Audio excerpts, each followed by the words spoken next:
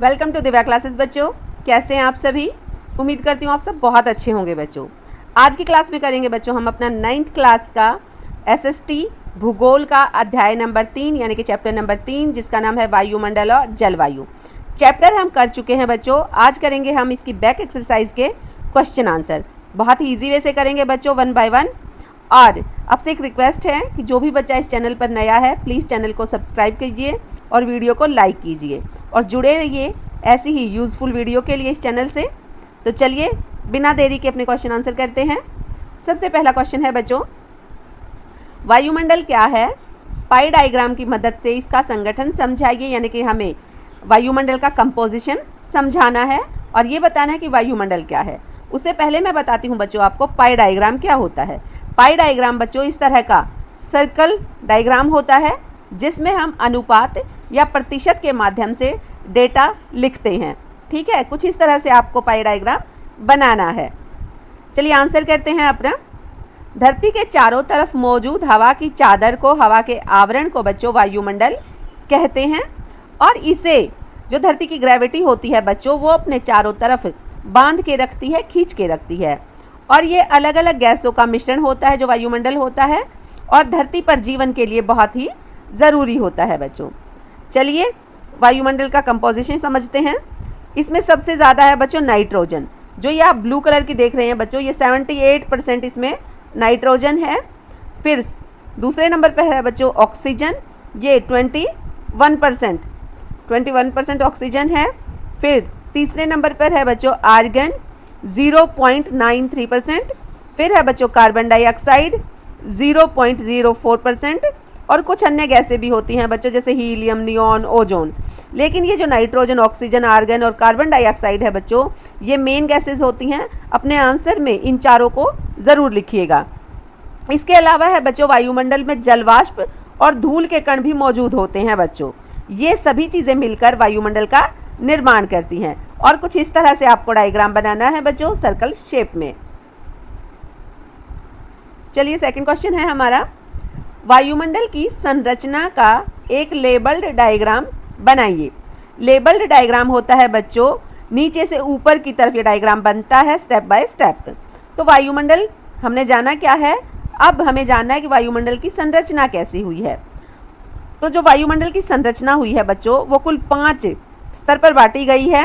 धरती के ऊपर, पृथ्वी के ऊपर जो सबसे पहली लेयर होती है बच्चों उसको कहते हैं शोभमंडल और ये धरती से 12 किलोमीटर ऊंचाई तक फैली होती है। बादल, बारिश जैसी सभी जो मौसमी घटनाएं होती हैं बच्चों वो इसी लेयर के अंदर होती हैं और धरती पर जितने भी जीव हैं बच्चों, जीवित प्राणी हैं, वो सभी इसी लेयर के अंदर सांस लेते हैं बच्चों। तो ये जीवित प्राणियों के लिए बहुत इंपॉर्टेंट लेयर है शोभमंडल। अब है बच्चों दूसरी लेयर समताप मंडल, ये 12 से 50 किलोमीटर ऊंचाई तक फैली होती है। ओजोन परत इसी लेयर में होती है बच्चों जो हमें खतरनाक यूवी किरणों से बचाती है।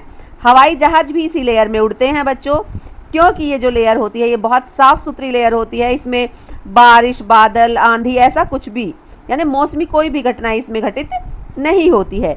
इसको बोलते हैं समताप मंडल। तीसरी जो लेयर है बच्चों वो है मध्यम मंडल, ये 50 से 80 किलोमीटर ऊंचाई तक फैली होती है। सबसे ज़्यादा ठंडी होती है बच्चों ये लेयर और जो उल्कापिंड आते हैं अंतरिक्ष से वो इसी लेयर में जल के ख़त्म हो जाते हैं बच्चों।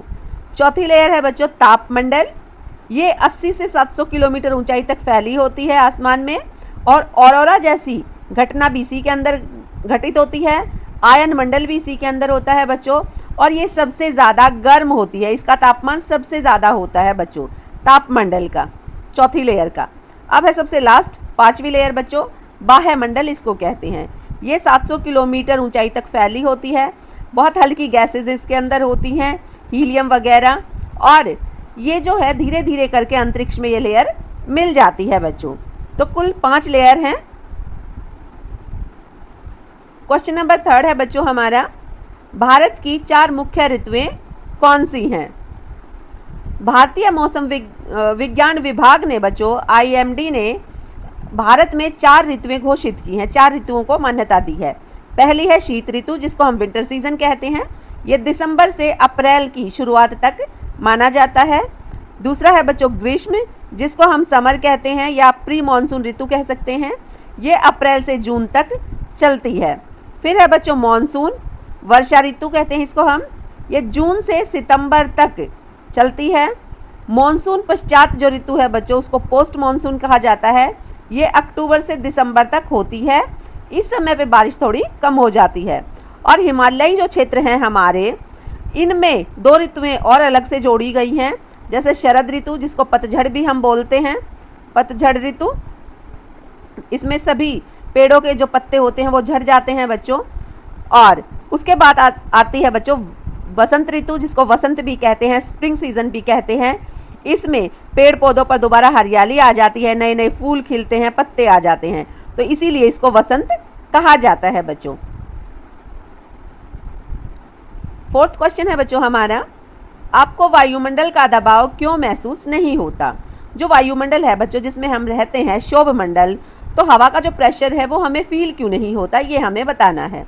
तो हमारे शरीर पर चारों तरफ से दबाव डालता है बच्चों वायुमंडल, लेकिन हमारा जो शरीर है इस दबाव के बराबर जवाबी दबाव डालता है। जब हमारे शरीर के अंदर बच्चों खून फ्लो करता है, जो हमारा ब्लड प्रेशर होता है वो बाहर की तरफ प्रेशर डालता है, और जो हवा होती है वो नीचे की तरफ प्रेशर डालती है शरीर पर। तो दोनों प्रेशर एक दूसरे के समांतर होते हैं, संतुलन बनाए रखते हैं। तो इसके कारण हमें जो ये शरीर के अंदर और बाहर से जो फोर्स लगती है, जिसके कारण हमें ये जो वायुमंडल का प्रेशर है वो फील नहीं होता, ये दबाव हमें महसूस नहीं होता। और इसी वजह से दोनों एक दूसरे को संतुलित करके रखते हैं और हमें कोई दबाव महसूस नहीं होता, ऐसा कुछ फील नहीं होता कि हम किसी प्रेशर में हैं। ठीक है। क्वेश्चन नंबर 5 है बच्चों, वेरी इंपॉर्टेंट है ये। हवाई जहाज वायुमंडल की किस परत में उड़ते हैं बच्चों और क्यों उड़ते हैं?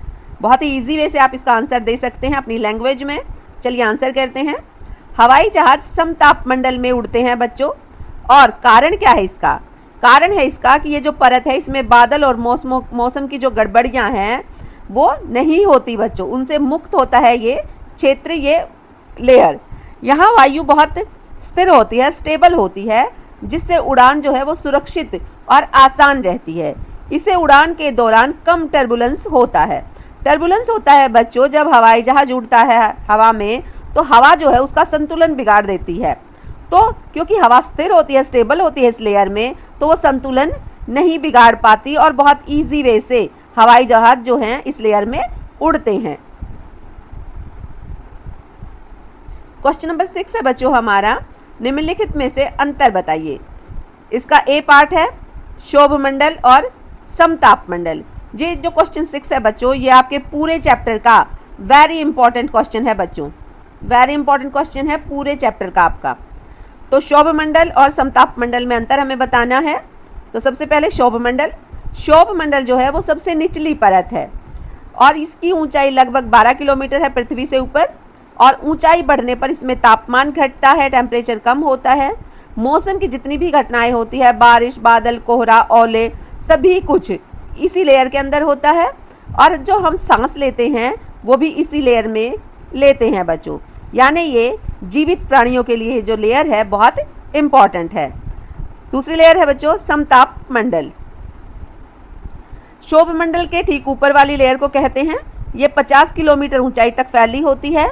ये परत ओजोन गैस से भरी होती है और ये बादलों से भी मुक्त होती है।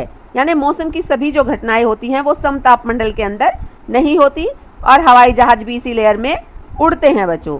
ओजोन परत सूरज की हानिकारक यूवी किरणों को रोकती है बच्चों।